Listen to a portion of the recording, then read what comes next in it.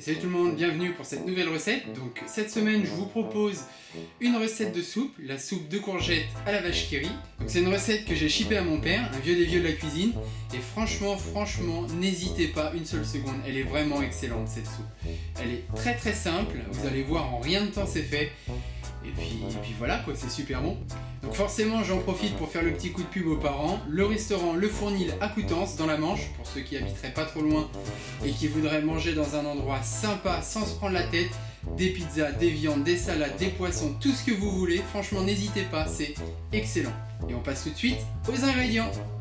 Donc pour cette recette, j'ai pas de quantité précise à vous donner, sachez simplement que vous avez besoin en poids de 2 fois plus de courgettes que de pommes de terre. Si vous faites 600 g de courgettes, vous rajoutez 300 g de pommes de terre. Et il vous faudra également forcément de la vache qui rit, environ une vache qui rit par portion. Là la quantité que vous voyez à l'écran, moi ça m'a donné 4 portions, j'ai mis 3 vaches qui rit, c'est en fonction des goûts, ça me convenait très bien comme ça. Donc tout d'abord on va préparer nos légumes, donc vous épluchez vos pommes de terre et vous les coupez en morceaux assez grossiers.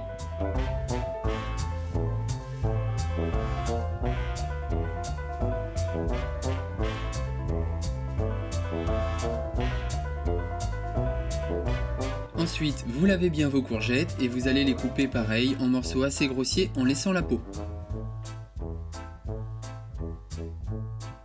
Donc il ne nous reste plus qu'à mettre en cuisson, donc vous mettez vos légumes dans un faitout, quelque chose comme ça, vous rajoutez de l'eau à niveau et vous mettez une petite poignée de gros sel, attention à pas trop saler, je vous rappelle qu'on va rajouter de la vache qui rit.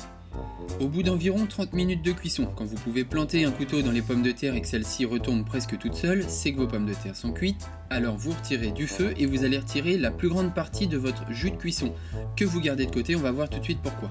Il ne vous reste plus qu'à mixer, avec un mixeur plongeant, un blender ou ce que vous voulez.